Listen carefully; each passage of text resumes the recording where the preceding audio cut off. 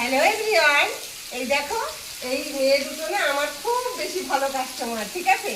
তো আমি না, ওরা যখন আসে না আমি খুব খুশি হয়ে যাই। তাই দেখো ওরা কি বলছে। আন্টি তুমি যে এই গাছটা দিয়েছো, তো এই গাছটা কিভাবে কিভাবে আমরা লাগাবো আর কিরকম কি আমরা রিপোর্ট করবো এটা?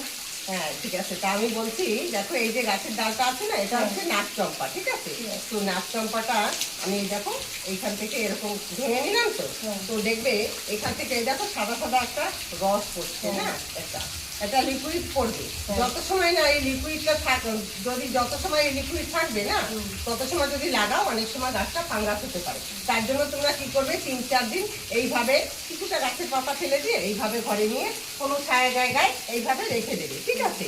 রেখে দেওয়ার পরে তখন দেখবে এই গাছটা এই ডাল এই জায়গাটা না শুকিয়ে গেছে। তারপরে তোমরা অ্যালোভেরা জেলে দিয়ে লাগিয়ে দেবে, ঠিক আছে? তা বুঝতে পেরেছো? আর আন্টির কাছ থেকে আমরা এত বছর গাছ নিয়েছি, গাছ আমাদের কিভাবে কিরকম কি লাগাতে হয়, কিরকম কি রিপোর্ট করতে হয়, মাটিতে কি কি দিতে হয়। অ্যাকচুয়ালি তোমরা যেরকম বলতে পারো যে কোনো অসুবিধা হলে আমাদের হাসপাতালে গিয়ে জিজ্ঞাসা করি, আমাদের অসুবিধাটা বলি। তো আমি যখন এই আন্টির কাছ থেকে গাছ নিই, তখন আমি এনি টাইম আন্টির কাছে আমি জিজ্ঞাসা করি যে আন্টি কীভাবে কীরকম লাগাতে হবে। আর গাছের যদি কিছু হয় তাহলে আমি আন্টির কাছে এসে জিজ্ঞাসা করি যে আমার গাছ এরকম হয়ে গেছে। মানতে পারো একটা গাছের ডক্টর।